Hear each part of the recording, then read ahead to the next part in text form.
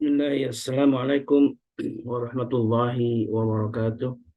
Waalaikumsalam warahmatullahi wabarakatuh. Alhamdulillahilladzi anzala sakinata fi qulubil mu'minin liyazdadu imanan ma'a imanihim. Asyhadu an la ilaha illallah wa asyhadu anna Muhammadan abduhu wa rasuluh. Allahumma salli wa sallim wa karim wa barik ala nabiyyina wa syafi'ina wa maulana Muhammad wa ala alihi wa sahbihi wa man ittaba'ahum bi ihsanin ila yaumiddin. Amma ba'd. Sahabatku Majelis Keluarga Indonesia, Alhamdulillah wa syukurillah, tidak kata yang paling utama yang harus kita ucapkan kecuali rasa syukur kita kepada Allah Subhanahu wa taala. Puja-puji hanya milik Allah yang telah memberikan banyak kenikmatan kepada kita semua, kenikmatan yang tidak henti ya, kenikmatan.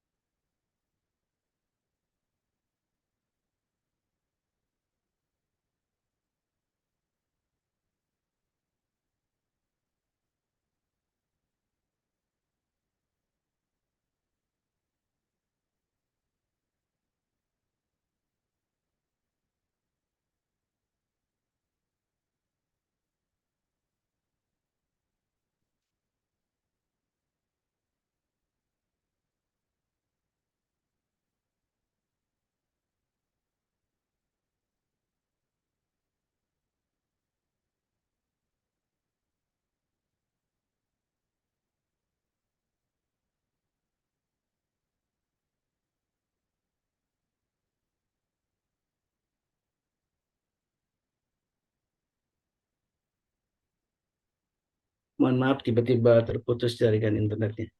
Baik, alhamdulillah wa syukurillah. Tidak hentinya kita selalu bersyukur kepada Allah Subhanahu wa taala. Dan di pagi ini, sebagaimana biasa, kita insya Allah akan kembali mengkaji tentang bagaimana keluarga kita, ya. Karena keluarga yang menjadi harta terindah yang harus kita jaga, dan ini menjadi sebuah investasi bagi kita, tidak hanya di dunia tentunya, karena juga di akhir kelak kita akan diminta pertanggungjawaban Allah Subhanahu wa taala tentang keluarga kita. Karena itulah ngaji tentang keluarga bersama Bapak Haikal mudah-mudahan menjadi wasilah bagi kita semua untuk bisa lebih memahami bagaimana menjalani kehidupan ini bersama keluarga kita sesuai dengan sunnah dari Nabi kita alaihi salatu wassalam, dan salawat dan salam tentu senantiasa kita curahkan kepada baginda Nabi kita alaihi salatu wassalam beserta keluarganya, sahabatnya, dan juga eh, mudah-mudahan sampai kepada kita umat akhir zaman, eh, umat Nabi Muhammad SAW di akhir zaman ini, yaitulah kita. Dan kita mudah-mudahan termasuk orang-orang yang kelak akan mendapat syafaat dari beliau dan mendapatkan nikmatan untuk berjumpa dengan beliau. Amin Allahumma amin. Sahabatku yang dimuliakan Allah, di dalam kajian pagi ini saya membuat sebuah judul yang eh, mudah-mudahan ini bisa apa namanya, bisa menghadirkan satu kecintaan terhadap keluarga kita dengan eh, menggunakan kata memupuk rasa, ya. Karena rasa inilah yang paling penting dalam menjalani kehidupan ini. Rasa itu adalah bagian dari yang Allah anugerahkan kepada kita. Rasa yang ketika kita beribadah kepada Allah tanpa rasa, maka di sana tidak akan ada rasa cinta, ya. Maka rasa inilah yang insya Allah akan dibahas oleh Bapak Haikal. Dan ketika Bapak Haikal menelpon saya, ada satu kata yang beliau ungkapkan, betapa orang tua kita ini terhadap kita ini masih menganggap tetap sebagai anaknya yang masih bayi gitu, ya. Walaupun kita sudah dewasa, walaupun kita sudah malah mungkin punya anak, tapi orang tua kita sering, apalagi ibu kita, ya, masih menganggap kita adalah seperti anak-anaknya yang dulu dirawat, yang dulu apa, dijaganya sejak kecil gitu, ya. Dan kalau kita memahami ini, maka tidak kita akan memaklumi ketika mereka begitu sangat protektif, mereka begitu sangat eh, apa namanya memanjakan gitu ya. Dan seperti bagaimana kita dulu masih kecil gitu ya. Apalagi kalau orang-orang tua yang sudah memasuki masa lansia gitu ya. Ada saja sikap-sikapnya yang mungkin bagi kita dianggap kurang tepat, tapi sesungguhnya itulah sesuatu yang eh, biasa dan seharusnya kita tambah cinta terhadap mereka. Dan itulah kenapa Rasulullah SAW selalu mengingatkan tentang kebaikan-kebaikan anak terhadap orang tua itu begitu besar yang harus dilakukan ya. Karena Allah Subhanahu wa taala dalam berbagai macam ayat sudah mewajibkan kita, sudah mewasiatkan kepada kita. Dan salah satunya di surat Luqman ya, yang mungkin sering kita dengar, betapa Allah mendudukan bakti kepada orang tua itu di bawah setelah beribadah kepadanya ya. Ketika Luqman menasihati anak-anaknya, menasihati anaknya, kemudian apa yang beliau katakan sebagaimana didokumentasikan, diagendakan, diabadikan dalam Al-Quran. Pertama, la tusyrik billah, jangan musyrik kepada Allah. Kemudian yang kedua, wasainal insan nabi walidaini, kami wasiatkan kepada orang tua untuk berbuat baik ya. Karena orang tua disebutkan dalam berbagai macam ayat juga, salah satu juga surat Al-Ahqaf, hamalatuhu ummu kurhan ala kurhan gitu ya. Hamalatuhu ummu wahanan ala wahanin wa fisuhu fi amaini. Jadi orang tua sudah ibu ya, sudah mengandung kita, eh, kemudian mendidik kita, menyapih kita selama apa namanya 2 tahun ya, kemudian menyusuinya. Dan itulah satu kenikmatan, suatu perintah yang sudah ditetapkan oleh Allah Subhanahu wa taala. Memang kita harus berbakti kepada orang tua kita ya. Karena itulah sahabatku yang mulia Allah, di pagi ini insya Allah kita akan kembali mengurai tentang betapa cinta mereka terhadap kita ya, begitu besar. Dan ketika harus berbalas cinta mereka dengan mendoakan selalu mereka, walaupun mereka sudah wafat itu ya. Doa yang tidak pernah Baik. berhenti dari anak yang soleh. Dan Alhamdulillah, Babe sudah hadir. Assalamualaikum, Ya, Babe. Waalaikumsalam. Mohon maaf ini agak gelap ya karena eh apa namanya sambil menunggu yang kecil Ali ya. Maafin ya. Tapi Baik, ini Babe. Ini on tadi tapi saya gelap. sudah memberikan pengantar sedikit tentang bagaimana orang tua ya yang selalu hadir di tengah-tengah kita ini dan selalu menganggap kita sebagai anaknya yang masih kecil gitu ya. Betul, betul, betul. Dan Eh ide ide ini saya nggak sengaja nggak lagi lewat di sebuah di beranda tentang perlakuan yang mulia Rasulullah kepada Fatimah ya. Ya, Rasulullah punya anak wanita. Anak itu bernama Fatimah Zahra. Satu hal yang saya pelajarin sekali lagi dan sekali lagi tentang Fatimah. Jadi gini, waktu Fatimah sudah bersuami pun dia tuh masih kolokan. Jadi nggak usah ngomong sok tahu para orang tua bilang berkata, kamu tuh udah dewasa. Selamanya tuh anak kita tuh masih kolokan selama-lamanya. Nggak akan cerita tuh. Dia tuh tua maaf ya orang tua kayak mesti diperiksa atau pikir gitu.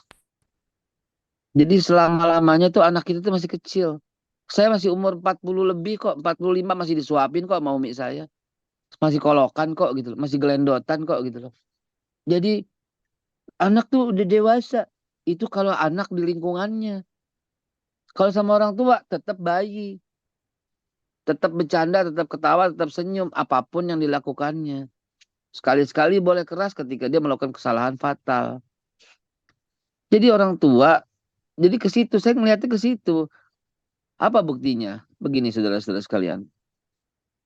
Ketika Rasulullah SAW wafat, Fatimah itu kan apa namanya dilanda kesedihan yang luar biasa. Dan sebagaimana kita tahu yang memandikan Rasulullah itu adalah Ali bin Abi Thalib. Nah, sehingga baju yang dipakai Rasul itu disimpan oleh Ali bin Abi Thalib. Jadi Fatimah tuh ntar tuh mana baju Nabi, mana baju Rasul, mana baju Rasul, mana baju Rasul, gitu. Mana baju ayahku, mana baju ayahku. Ali ngasih lagi, buat apa ya Fatimah? Diciumin gitu loh. Sampai pingsan Fatimah ketika memegang baju Rasul. Saking kangennya gitu loh sama Nabi. Kolokan gitu loh. Sayyidina Ali bangunin lagi dari pingsannya. Dilipat lagi baju Nabi. Ditaruh lagi, disimpan.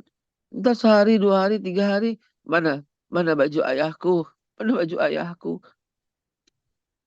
Dicium lagi sama Fatimah. Terus aja begitu. Sampai Sayyidina Ali, wah gak kuat deh. Bajunya dikasih Utsman bin Affan, tolong simpenin gitu loh. Dikasih Aisyah dulu Afwan, nanti Aisyah baru kasih Utsman. Aisyah, tolong tolong simpankan baju Rasul gitu. Jadi disimpenin sama Aisyah. Jadi kalau Fatimah nanya nggak ada gitu, sebab dicium baju Rasul terus gitu. Sampai Aisyah, sampai Fatimah sakit gitu loh. Sampai Fatimah sakit dan akhirnya, mohon maaf ya, Fatimah wafat di tengah kedukaannya. Nggak lama setelah Rasulullah wafat. Kurang dari 40 hari. Fatimah tuh wafat. Ada yang bilang 2 bulan, 60 hari. Gitu. Fatimah tuh wafat. Dilanda kerinduan yang luar biasa dengan Nabi. Dan Sayyidina Ali yang menggali kubur Fatimah. Dan membawa Fatimah ke dalam kubur. Tahu kan Bapak Ibu sekalian? Di kubur itu, Sayyidina Ali menangis sejadi-jadinya. Menangis sekeras-kerasnya. Entah apa yang terjadi di kubur itu. Belum pernah seperti itu. Melepas wanita tercinta Sayyidina Ali, yaitu Fatimah Zahra. Sampai kemudian Al-Hasan dan Al-Husain bertanya pada ayahanda, yaitu Ali bin Abi Thalib. Wahai ayah, belum pernah kami berdua melihat ayah sedemikian duka. Belum pernah kami berdua melihat ayah sedemikian sedih dan meraung dengan tangisan yang dahsyat. Ada apa, wahai ayah? Dan Hasan dan Husain.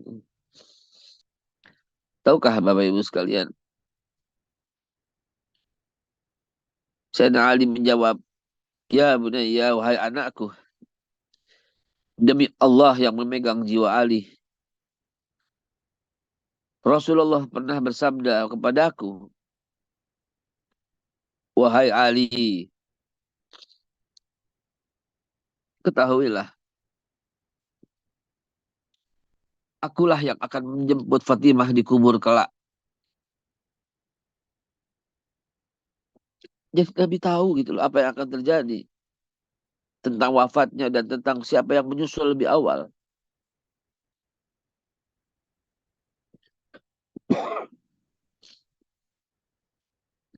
Maka di situ Ali menangis sejadi-jadinya karena Ali berkata, demi Allah yang memegang jiwa Ali. Ketika aku memasukkan kubur Fatimah, istriku, aku melihat tangan Rasulullah di kubur menjemput Fatimah.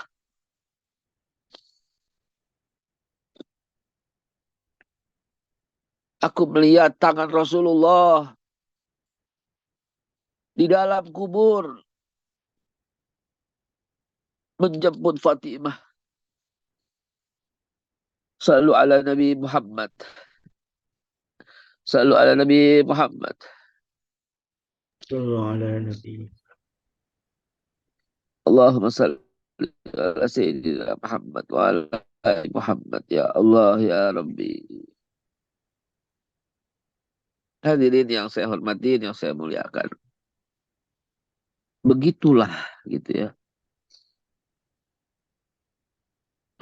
Begitulah anak kita. Begitulah Fatimah Zahra. Begitulah semua tuh. Ya. Allah Akbar walillahilhamd. Jadi apa yang saya ingin sampaikan dari ini ya, Ya Allah, ya Rabbi.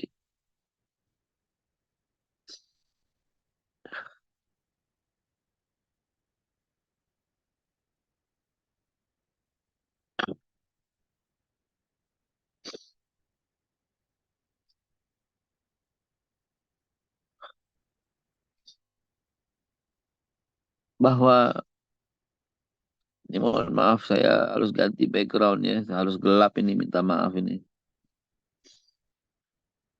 Backgroundnya yang mana yang harus saya ganti supaya masuk ke dalam ini ya. Background ya, ini background kita ya. Minta maaf ya. Background saya ya di usia 90 tahun barangkali ini. Jadi sahabat sekalian, saya ulangi lagi bahwa inilah yang ingin saya tekankan kepada teman-teman di Majelis Keluarga Indonesia yang saya hormati, yang saya cintai. Sekali lagi maafkan dalam suasana agak sedikit menggelap nih begini ya. Ada Mas Kholis yang selalu mendampingi kita dan kita bisa tektokan dengan Mas Kholis ya. Mas Kholis ya. Begini jadinya, hadirin. Ya, siap-siap. Mas Kholis anak berapa Mas Kholis? Dua, dua B. Oh, dua. Saya kira empat. Dua, alhamdulillah. Min gitu ya. Nah, usia pertama berapa? Sekarang 15 tahun. Yang kedua, 10 tahun, hampir 10 tahun ya. alhamdulillah. Ini saya tidak bisa menegur yang lain karena background apa namanya nggak ada yang ada gitu ya. Pak Usairi, apa kabar Pak Usairi? Alhamdulillah baik sehat. Ya, Rabbil Amin. alamin. Kang Selo juga tuh, apa kabar Kang Selo? Ini minta maaf ini masih gelap-gelapan. Jadi saya balik lagi.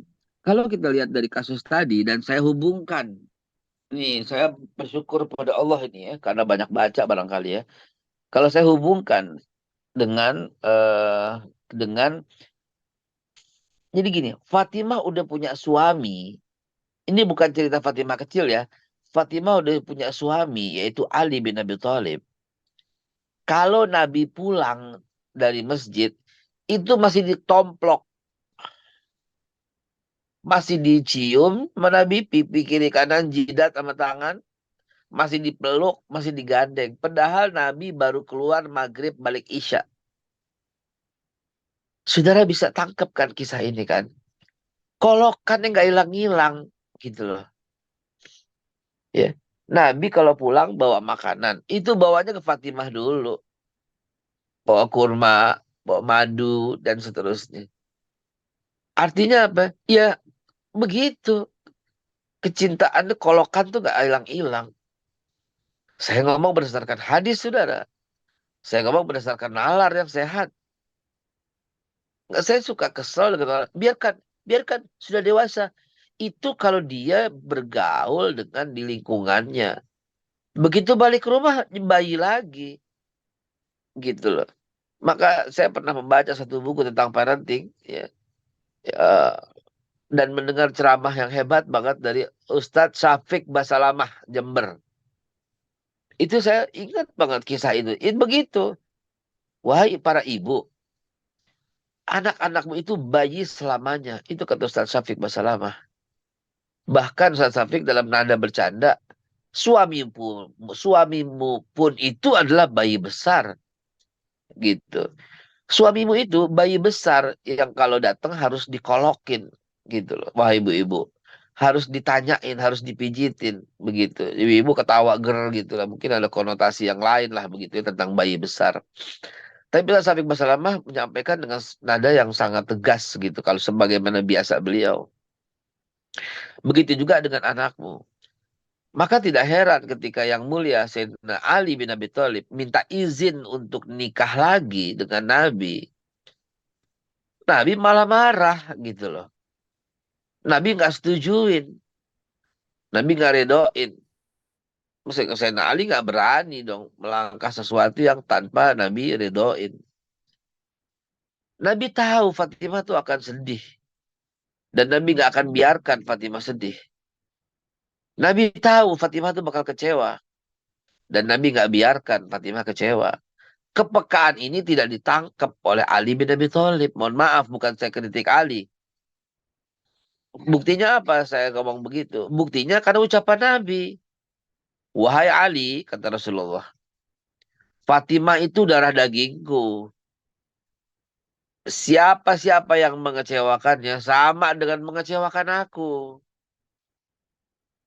Jadi Nabi tidak izinkan Ali menikah lagi karena walaupun itu sunnah, tapi mengabaikan yang wajib. Apa itu yang wajib? Menjaga perasaan hati istri. Itu wajib. Wajib, saudara. Menjaga hatinya supaya, ya gimana ya? Nah, kita sebagai seorang pria nggak pernah merasakan ya, dan nggak akan mungkin pernah bisa merasakan kecuali dengan kepekaan Rasulullah SAW yang mampu bahwa Fatimah itu akan berduka ya Ali ketika kamu nikah lagi. Fatimah itu akan bersedih wahai Ali ketika kamu menikah lagi. Mungkin juga Hasan dan Hussein juga punya ibu lagi, dan bagaimana ceritanya? Maka Nabi tidak mengizinkan Sayyidina Ali.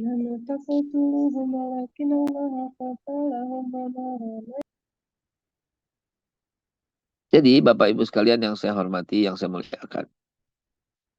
Balik lagi ya dengan topik ya. Bahwa Fatimah, anak Nabi semata wayang, seterusnya tetap jadi anak Nabi. Saya berusaha membaca apa yang Mas Khalis tuliskan gitu ya.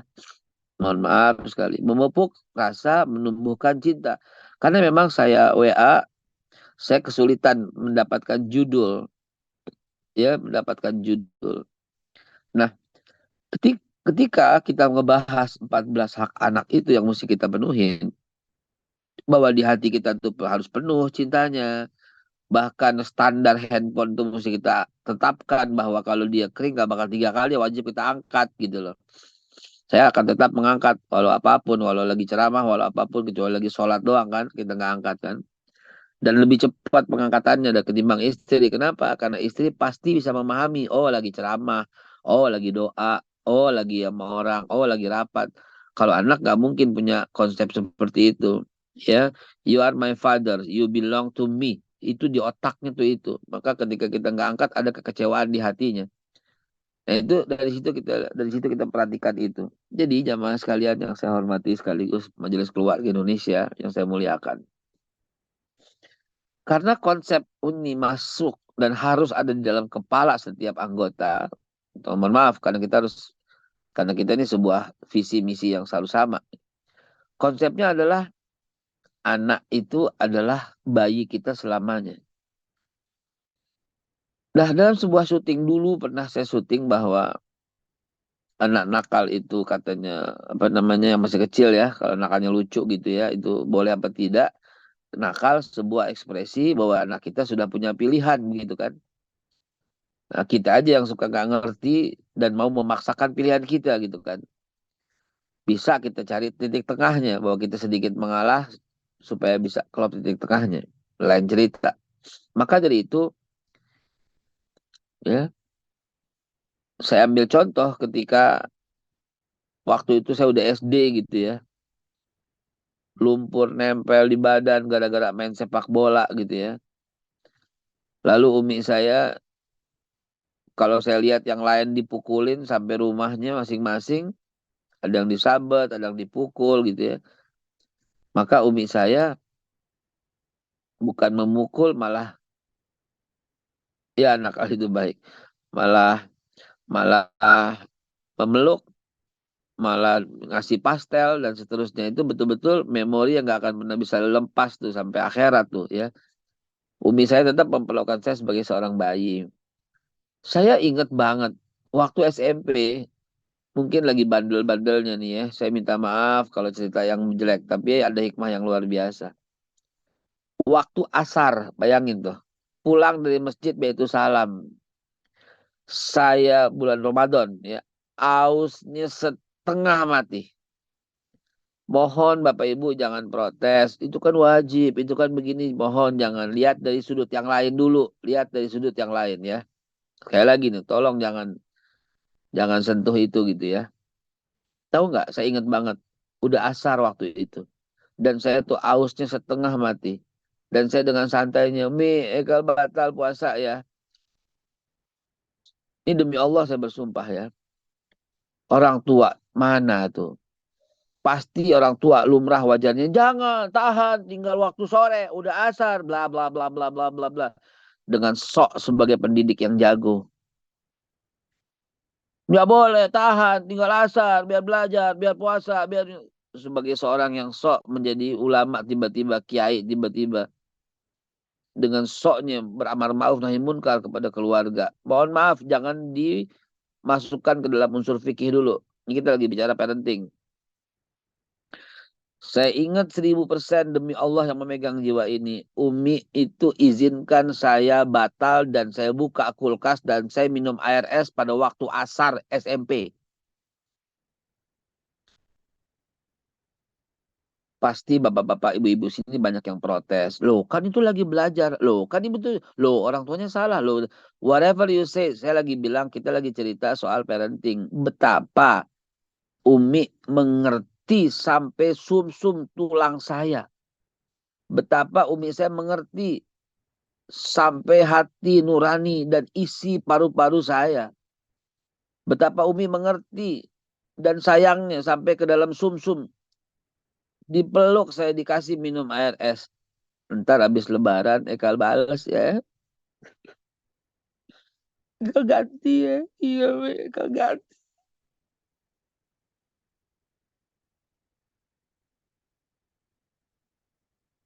Belum pernah saya lihat orang tua yang begitu cinta dan sayang kepada anaknya. Baik di buku, baik di kitab, baik dimanapun. Lebih daripada Umi saya mencintai saya. Belum pernah. Karena saya dikolokin terus sampai tua sama Umi gitu loh.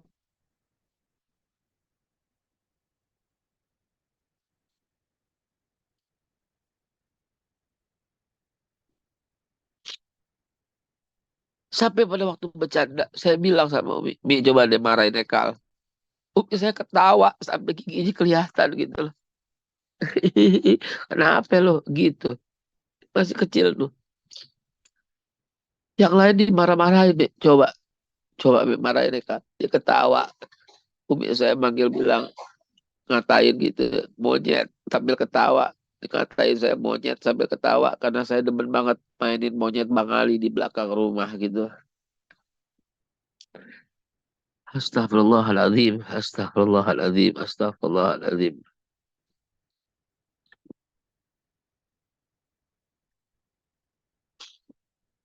Ada sebuah teori. Seorang anak disuruh ayahnya memaku pagar itu. Pagar itu dipaku terus bolonglah pagar-pagar itu. Kemudian ayahnya menyuruh anak itu mencabut paku-paku itu. Dan kemudian ayahnya meminta si anak untuk menambal lubang-lubang yang ada di dalam pagar itu. Supaya orang luar tidak bisa melihat ke dalam paku-paku yang bolong itu ditambal, tambal, tambal. Maka sang anak pun menambal bolong-bolong yang ada di pagar itu. Barulah si ayah berkata, "Nah, tadi pagar kita nggak kelihatan ya sama orang. Enggak apa. Terus ketika dibolongin bekas paku kelihatan ya. Iya. Terus ditutup nggak kelihatan lagi. Iya nggak kelihatan lagi. Ketahuilah nak. Itulah ketika kamu berbuat kesalahan kepada orang. Walaupun sudah dimaafkan. Tapi ada bekas di situ. Dahsyat banget itu ilmu. Ada bekas di situ yang tidak bisa hilang menancap di dalam memori atau subconscious mind anak. ada bekas di situ yang akan sangat sulit untuk dihapus kalau tidak belajar dengan sungguh-sungguh ya. Maka bekas itu akan ada terus sampai dia dewasa. Kelakuanmu, mulutmu, body language-mu. Kadang-kadang nggak ngerti. Yang dipikirin kan udah dibilangin. No, no, no, no. It's not about your talk. It's about your body language. Udah dibilangin bahwa kata-kata itu cuma 20%. 80% itu sikap. 80% itu apa? Sikap. Gitu loh. Jadi Bapak Ibu sekalian perbaikilah itu semua.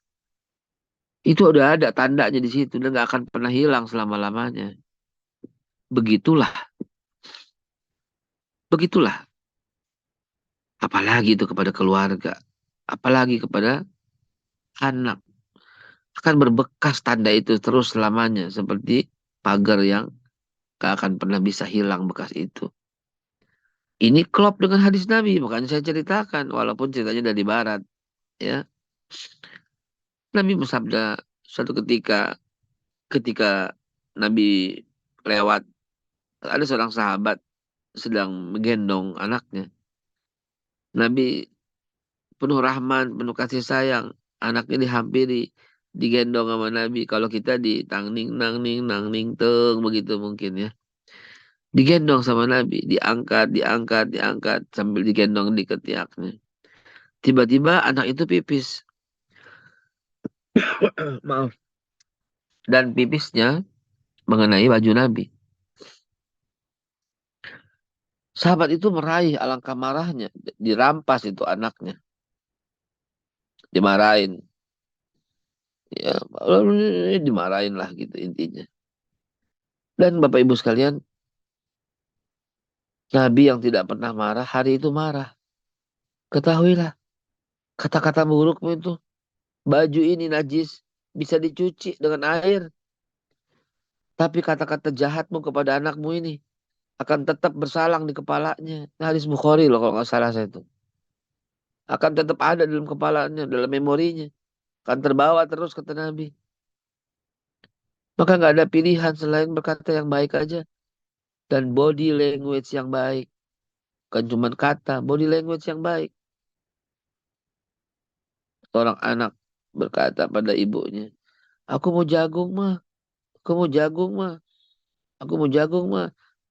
Enggak boleh, jangan ya. Aku mau jagung mah, enggak boleh, jangan ya. Aku mau jagung mah, enggak boleh emang ya. Ayahnya tegur, kasihlah jagung. Kalau dia minta, aku mau jagung mah, tuh, makan, makan. Kan gak enak orang digituin.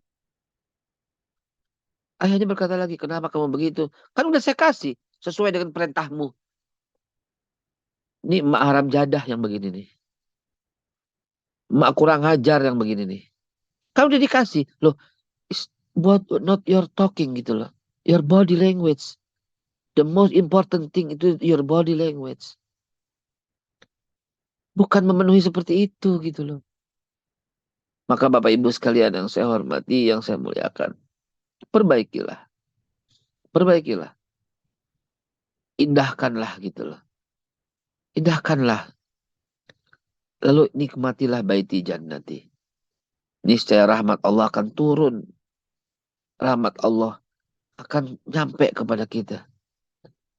Dan inilah yang merupakan pembuka kesehatan, pembuka rezeki, pembuka keberkahan, pembuka harmonis, dan semuanya. Sering saya gambarkan kan, rumah yang isinya setan, jin, itu karena ada jidal, berdebat gak ada habisnya. Ada kotor, ada najis, ada bau. Itulah rumah yang jauh dari rahmat Allah, yang dekat dengan kutuk laknat syaitan, nauzubillah min dzalik. Tapi ketika rumahnya itu penuh dengan canda, penuh dengan tawa, penuh dengan kasih sayang, penuh dengan keindahan, dan body language yang santun dan kata-kata yang baik, disitulah malaikat rahmat akan menghampiri. Disitulah malaikat Mikail akan membagikan rezeki minallah. Nggak akan rumah kita dilewatin. Jadi Bapak Ibu sekalian, yuk coba deh. Starting right now. Mulai sekarang. Perbaikilah. Perbaikilah. Ya, supaya kita bisa menikmati wejangan Allah Subhanahu wa taala. Tadi malam saya baca kisah sebuah memoir yang sangat indah. Seorang anak berkata, dia punya ibu, ya punya anak dua dia. Yang menulis novel ini si anak. Novelnya diringkas, saya baca 3 lembar doang tuh rangkuman novel itu.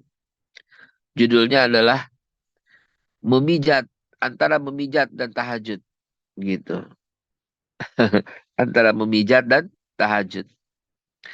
Apa yang tidak dikisahkan dalam buku itu ya. Tadi malam saya baca tuh indah banget di perjalanannya dari Bandung menuju Jakarta.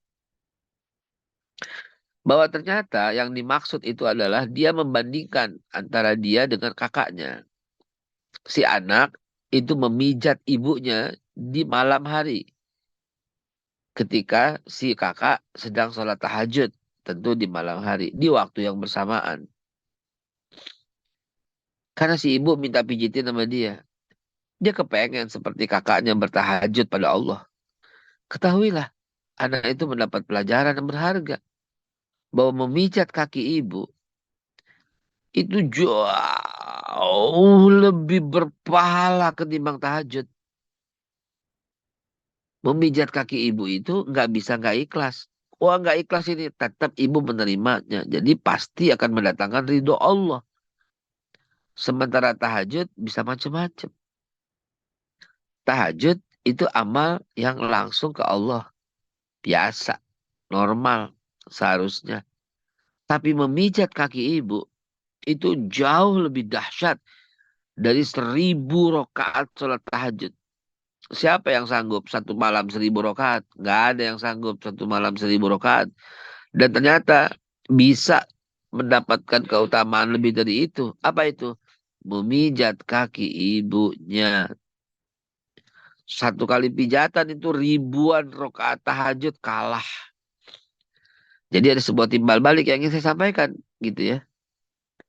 Timbal balik. Timbal baliknya adalah perlakuan kasih sayang bisa melampaui dahsyatnya ngaji. Perlakuan kasih sayang bisa melampaui dahsyatnya pahala Al-Quran. Mana Bu Darmi ini? Biasanya disimpulkan nih. Ya, perlakuan kasih sayang lebih dahsyat pahalanya dari tahajudmu 1.000 rakaat. Perlakuan kasih sayang lebih dahsyat pahalanya dari hatam bolak-balik Al-Quran. Perlakuan kasih sayang jelas di atas semuanya itu. Karena itu barometer keimanan. Barometer keimanan. Akmalul mu'minina imanan ahsanul khuluqan. Orang mukmin yang paling sempurna imannya, yang paling baik akhlaknya. Wa khairukum li ahlik. Dan yang paling baik di antara kalian, yang paling baik dalam memperlakukan keluarga. Bagi seorang suami, memperlakukan istri dan anak. Bagi seorang istri, memperlakukan suami dan anak. Bagi seorang anak, memperlakukan ayah dan ibunya. Itulah setinggi-tingginya iman. Itulah setinggi-tingginya amalan. Wahai para ibu yang sedang mendengarkan. Wahai para ayah yang sedang mendengarkan. Kau lagi sholat. Suamimu manggil.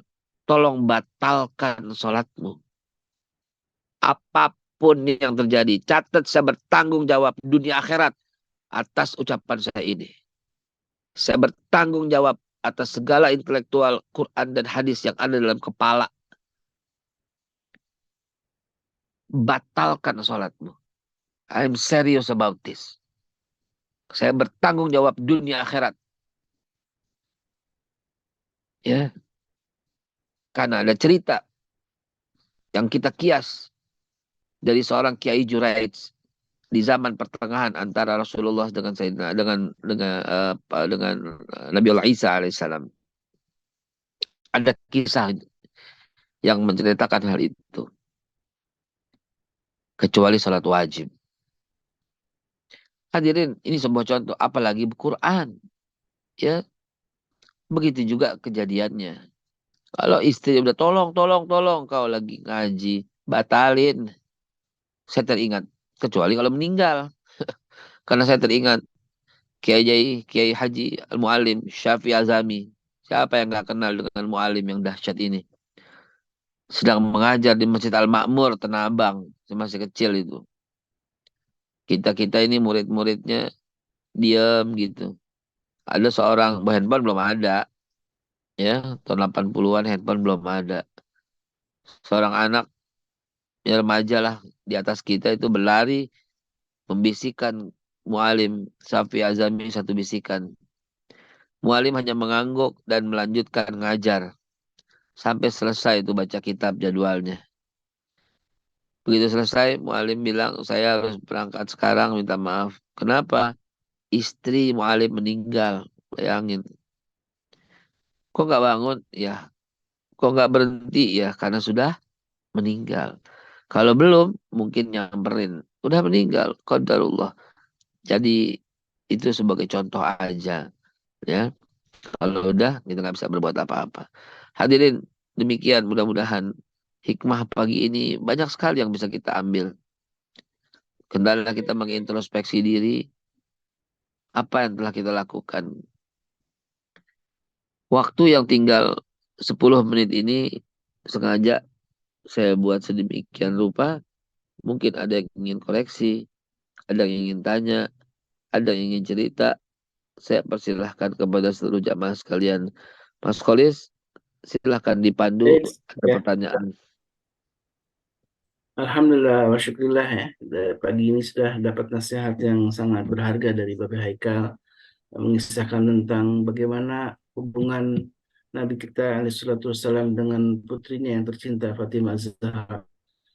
Betapa kedalaman hubungan yang sangat kuat ini menjadi sebuah contoh yang harus kita teladani. Baik, jamaah yang dimuliakan Allah, silakan yang ingin bertanya, mungkin yang ingin juga sharing tentang bagaimana hubungan kita dengan anak-anak kita gitu ya. Mudah-mudahan jadi inspirasi juga bagi sahabat-sahabat yang lain. Silakan, ada yang ingin share? Apa? Bu Izin bertanya, Iya, Ya, silakan. Babe. Silakan Tadi Pak Kuseri. kaitan dengan bahwa, Punten, Assalamualaikum warahmatullahi wabarakatuh.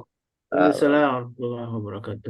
Kaitan tadi yang seorang anak yang berbakti pada orang tua dengan memijit ibunya, itu lebih tinggi nilai pahalanya. Itu hadisnya atau ada ininya, Pak? Rujukannya, Pak? banyak Syukran. sekali rujukannya, bukan cuma ada. Banyak sekali, bahkan terlalu banyak. Bukhari, Muslim, dan lain-lain. Bahkan Rasulullah meminta seorang anak tuh batalkan sholatnya ketika ibunya memanggil. Bapak bisa lihat dalam bab bakti dan taat kitab Riyadhus Shalihin jilid 1. Ya, itu banyak sekali hadis-hadis yang menjelaskan hal itu. Bahkan dalam satu hadis yang sangat panjang, seorang yang sangat luar biasa, terkenal ibadahnya paling dahsyat di kota itu, namanya Kiai Juraij. Itu kemudian satu hari dipanggil sama ibunya dan dia tetap melanjutkan sholat sunnahnya. Itu mendapatkan fitnah yang luar biasa. Dikasih pelajaran oleh Allah Subhanahu wa taala, seorang wanita pelacur mengaku hamil oleh Kiai Juraij. Sehingga Kiai Junaid itu diarak seluruh kampung, dibakar masjidnya, dibakar musolahnya. Mohon maaf ya, diikat dia, ditelanjangin luar biasa. Itu ternyata mendapat pelajaran hanya dia mengabaikan satu panggilan ibunya. Ya, satu panggilan ibunya, dia tetap melanjutkan sholat sunnahnya. Gak bisa. Kalau ibu udah panggil, berhenti sholat sunnah. Ya, Allah Subhanahu wa taala firmankan ya, wabil walidain itu ihsana itu wakulahum, dan berkatalah pada mereka tuh qaulun ma'ruf. Bayangin, selembut-lembutnya ucapan, selembut-lembutnya perkataan. Di Saudi Arabia pernah terjadi sidang soal anak yang berebut merawat ibunya. Anaknya tahu, ya. Mau sholat tahajud 1000 rakaat tidak akan pernah mengalahkan 1 kali pijitan. Gitu loh. Saya suka sedih. Kenapa? Karena saya kurang lama mijitnya. Saya pulang dari masjid itu buka baju, ya pakai sarung, langsung peluk abak, pijitin abak dari belakang. Selalu tuh. Pijitin Ekal paling enak, kata abak. Gitu. Sehingga saya berkata, wah ini gue yang paling enak. Ternyata abak juga ngomong begitu sama Rusdi. Pijitan Rusdi paling enak. Semata-mata abak cuma pengen menggembirakan anaknya. Sini mbak, sini mbak, sini mbak. Kita ada rebutan gitu loh. Umi tinggal tersenyum aja masa itu. Begitu Pak Seri ya. Silakan bacakan pas kolis yang lain. Ada pertanyaan dari Ibu Tia. Assalamualaikum, Beh. Izin bertanya, Salam. bagaimana jika suami justru tidak punya visi yang sama gitu ya, dengan istri ya dalam menggapai ridho Allah Subhanahu Wa Taala. Itu yang pertama. Pertanyaannya kedua, bagaimana jika anak yang sudah dipesantrenkan SMP SMA tapi ternyata terbawa pergaulan dengan teman-temannya di luar pesantren yang yang biasa dia hubungi dengan HP saat liburan pesantren. Apakah sebaiknya HP itu kita ambil dan pelan-pelan kita nasihati atau bagaimana Ustaz itu? Baik, yang pertama tentang suami yang beda visi. Ya suaminya ajak gabung di MKI dong. Ya, suaminya ajak ngaji, suaminya ajak bacakan, doakan, ya, zikirkan, ya. Baca ratib di rumah pagi sore, karena itu akan menghindarkan semua gangguan syaitan dan jin. Suaminya masih gak beres, bacain, doain terus. Suaminya beda visi misi, doain terus. Suaminya masih nggak suka begitu atau marah kepada anak, doakan terus. Ya, kenapa? Karena nggak ada jalan lain. Oh, satu visi itu selalu satu ilmu. Dan jangan sampai karena kurang seperti itu punya pikiran wah ini harus pisah nih, harus bercerai nih, tidak bisa. Kan cukup syarat untuk itu. Kecuali kalau beda visinya sampai kekerasan fisik itu boleh. Kekerasan fisik itu memang tak akan termaafkan sampai kiamat. Ya, maka juga menjadi persyaratan istri menggugat cerai. Ya, menggugat cerai boleh. Kenapa? Karena ada kekerasan fisik. Langsung diizinkan oleh nas, langsung diizinkan oleh wali, oleh hakim, ya, oleh Quran dan hadis. Ya, kenapa? Karena gak akan pernah bisa diterima, gitu ya. Juga menuduh menuduh istri itu berbuat serong tanpa dalil yang cukup, itu bahkan dalam Islam itu mesti dicambuk tuh laki-laki yang kayak begitu, ya. Saking apa? Saking nggak bolehnya disamakan dengan berzina. Nauzubillah, bagi seorang pemuda yang berzina dicambuk, ya. Bagi seorang pria yang menuduh perempuan baik-baik berzina juga dicambuk, ya. Ya, jadi teringat saya dengan hadis Nabi, siapa yang mengatakan saudaranya hai kafir, maka dialah yang menjadi kafir. Soal beda visi harus dilihat apakah beda visinya ini mayor atau minor gitu loh. Kalau mayor itu berhubungan dengan akidah. Kalau mayor itu berhubungan dengan akidah akhlak. Sedangkan minor tidak gitu ya. Kalau soal visi dan pandangan, satu mau jadi apa, satu mau jadi apa, saya bilang itu bukan perbedaan visi. Itu hanya sebuah furu'iyah gitu ya. Yang bisa dicari jalan keluar dan dipasrahkan kepada Allah Subhanahu wa taala dengan cara istikharah gitu atau bertanya kepada orang yang tepat, ya, dan taat kepada apa keputusannya. Insya Allah gitu ya Bu ya. Nah, sedangkan yang kedua Mas Khalis soal apa tadi? Yang soal anak yang dipesantrenkan dan dia Iya. terbawa pergaulan di luarnya karena punya handphone kemudian punya teman-teman di luar pesantren yang ternyata tidak baik gitu ya. Iya. Apakah handphonenya harus diambil atau gimana gitu, Beh? Enggak, pikiran orang tuanya yang mesti diperbaiki. Pikiran orang tuanya yang mesti diperbaiki. Kenapa? Kenapa prasangka buruk dengan handphone anaknya? Kenapa prasangka buruk demikian gitu loh? Kenapa harus mengatakan itu? Kenapa harus mengatakan kena pengaruh di luar pesantren? Emang di luar pesantren itu pasti buruk kah? Emang di dalam pesantren pasti baik kah? Apa jangan-jangan ketika suasana di dalam itu pura-pura baik kah? Sehingga keluar mendapat identitas yang asli kah? Wallahu a'lam bishawab. Tugas kita sebagai orang tua, kalau bisa dididik di rumah, ngapain masuk pesantren? Ibunya di rumah, ngapain masuk pesantren? Gak sanggup mendidik Ustadz, ibunya yang mesti ngaji. Kecuali kalau ibunya businesswoman pagi sore malam bekerja, ayahnya juga pagi siang sore malam mencari mencari apapun. Maka itu pantas lah untuk dimasukin ke pesantren. Selama anaknya nggak ada masalah, mau ngapain masuk pesantren?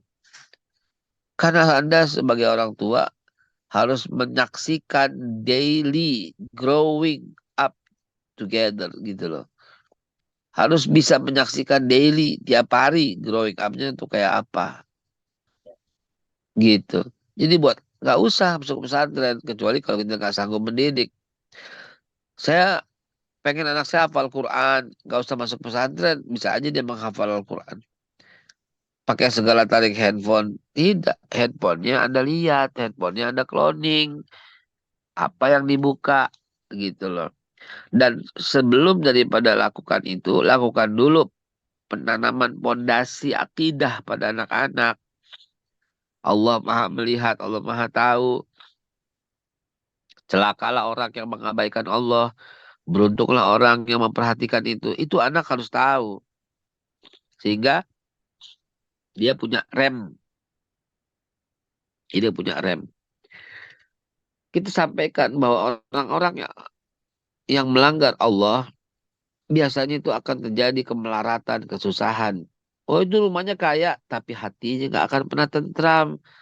Di Uber KPK, di Uber maling, ketakutan gak jelas, psikologinya rusak. Kenapa? Karena jauh dari Allah. Gitu. Jadi tanamkan itu. Bahwa satu dosa yang kamu lakukan, nak, ini berdampak terus kepada kehidupan dan karirmu. Oh, situ dosa banyak tuh, tapi karirnya cemerlang, hebat hidupnya. Ya, karena dia tidak akan mendapat bagian apapun di akhirat kelak. Dan akhirat itu abadi. Bisa santai selamanya. Bisa duduk selamanya. Bisa jalan selamanya. Bisa belanja selamanya. Bisa kau buat segala sesuatu. Saya mau seperti zaman dulu. Saya mau seperti kehidupan dunia ya Allah. Dalam surga ini saya mau ada pasar. Saya mau semua normal. Saya mau ngebut. Silahkan naik mobil silahkan. Betapa nikmatnya kehidupan itu. Allah alam bisawab. Pikirkan. Pikirkan sekali lagi. Anak bukan dikekang seperti itu. Tapi ada yang salah dalam pola pendidikan. Oke Ustaz ada yang salah. Bagaimana cara memperbaikinya? Kasih sayang yang full. Di pesantren saya, Bu, saya kasih handphone, Bu. Saya bebasin, Bu. Gak ada masalah. Tapi ketika saya datang, saya bisa melihat apa yang dia buka selama seminggu. Di handphone, saya kasih, Bu. Gak ada masalah. Kenapa handphone? Yang dibuka yang baik-baik. Saya pakai TikTok, iya saya buka TikTok. Yang saya buka, kan ada TikTok ada historinya.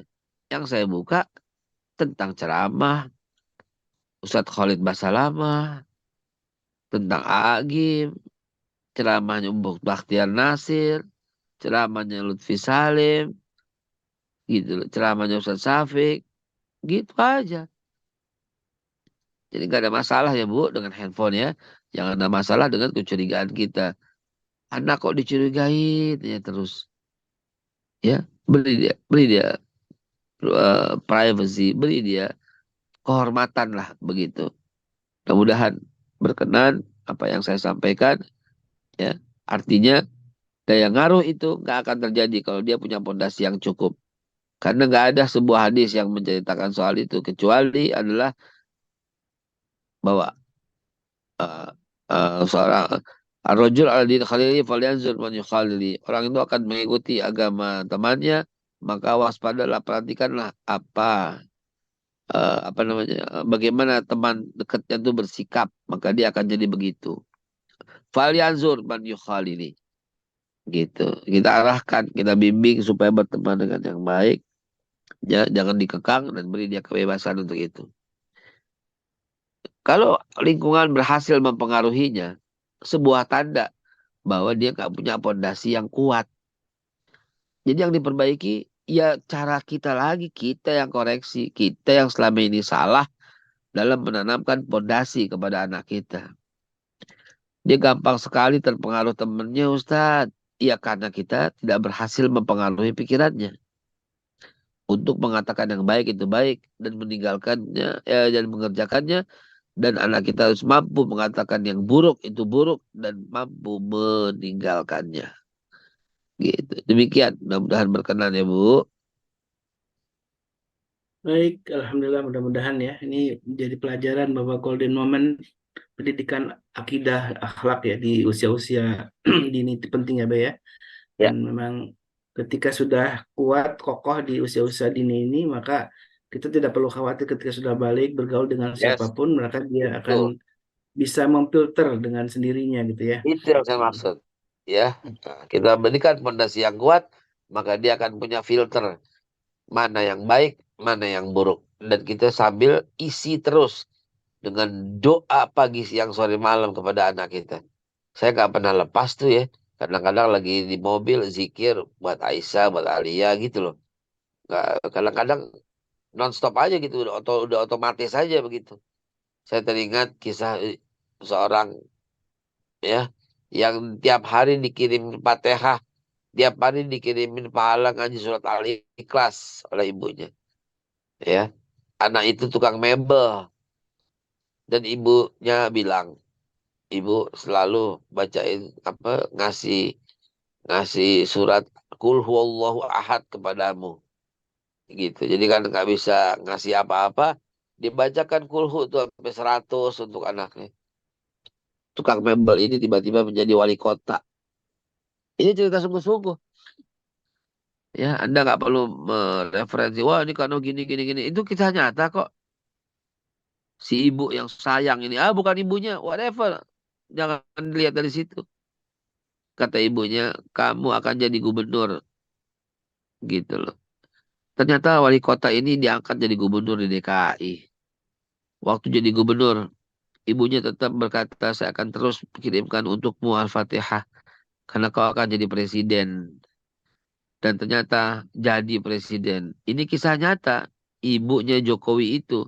Yang menurut pengakuannya, satu hari semalam minimal 100 suratul Fatihah dihadiahkan untuk anaknya.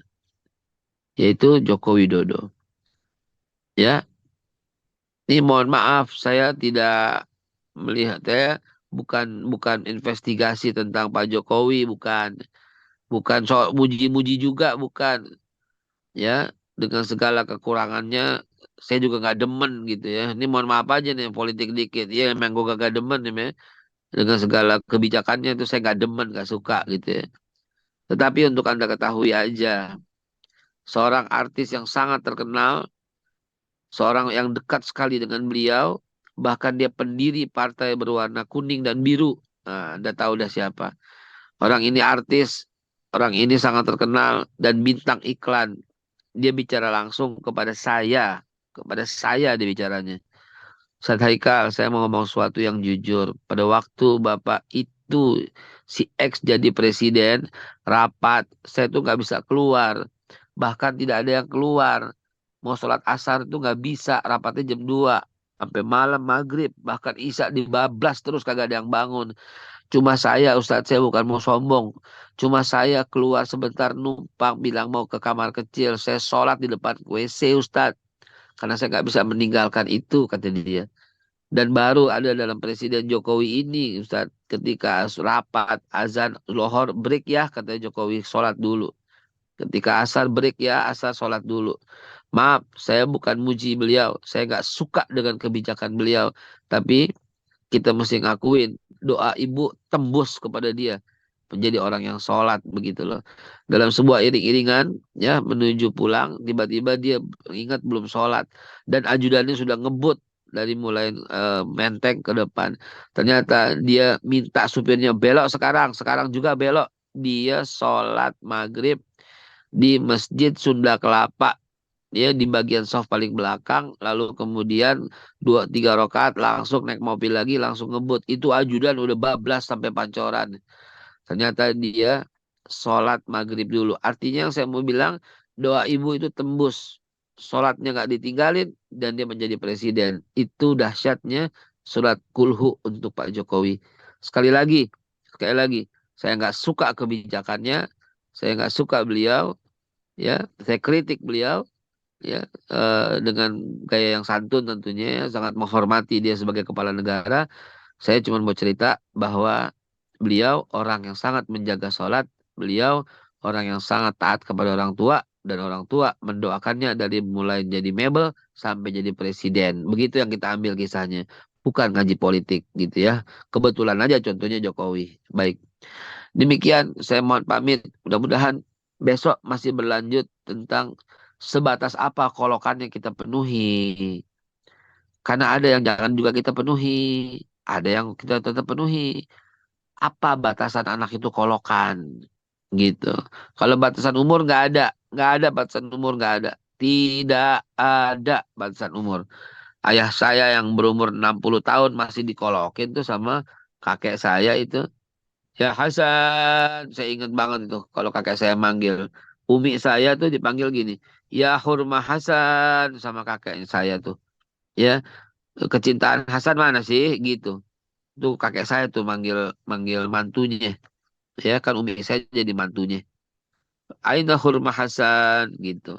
Waktu di rumah sakit Cipto dirawat, semua dilihat ada, tapi umi saya belum ada.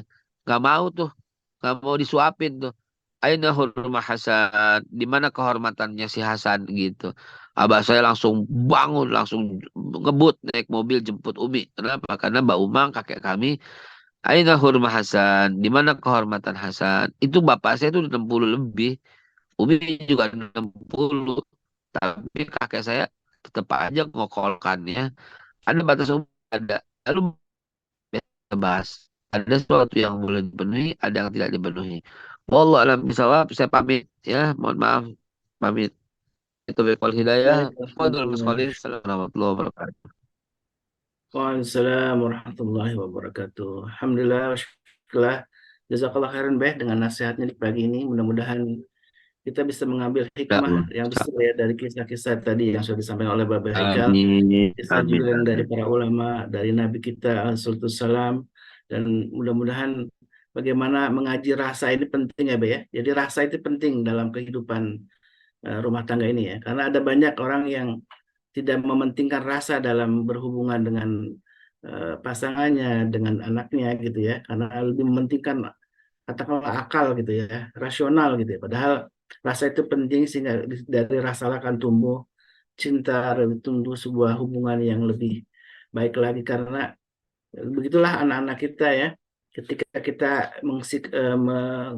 menyikapi atau memperlakukan mereka dengan penuh rasa cinta, maka mereka pun akan balik membalas perlakuan kita yang baik itu yang penuh dengan rasa cinta dengan penuh cinta juga. Jadi semuanya terkembali kepada kita orang tua, bagaimana orang tua menjadikan anak-anak kita anak-anak yang soleh itu tetap harus ada teladan dari orang tuanya sehingga orang tua yang telah menginspirasi anak-anaknya dengan perilaku yang baik ya.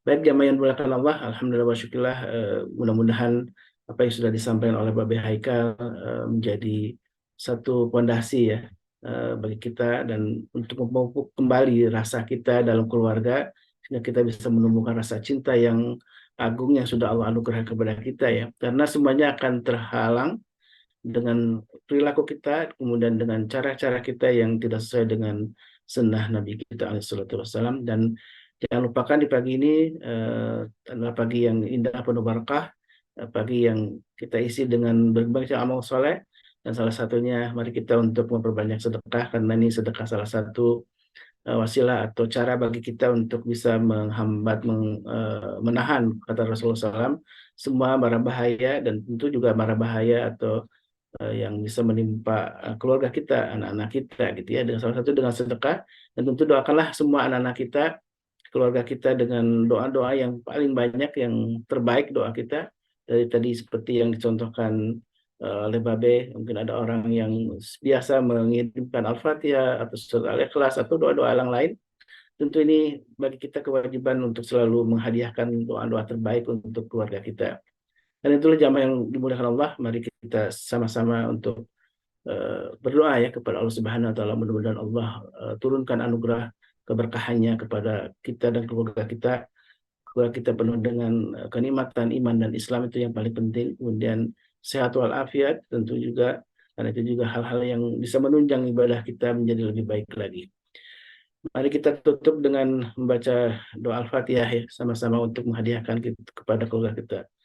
Bismillahirrahmanirrahim. Bismillahirrahmanirrahim. Maliki yaumiddin. Iyyaka na'budu wa iyyaka nasta'in. Ihdinas siratal mustaqim. Shiratal ladzina an'amta 'alaihim ghairil maghdubi 'alaihim waladdallin. Mari kita tutup dengan doa kafaratul majlis. Subhanakallahumma wa bihamdika asyhadu an la ilaha illa anta astaghfiruka wa atubu ilaik. Wabillahi taufiq wal hidayah. Wassalamualaikum warahmatullahi wabarakatuh. Waalaikumsalam warahmatullahi wabarakatuh.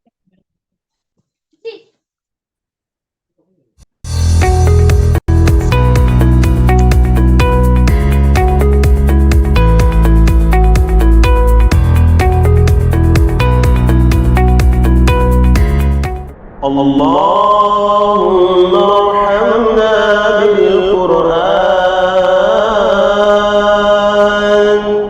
واجعله لنا إماما ونورا وهدى ورحمة. اللهم ذكرنا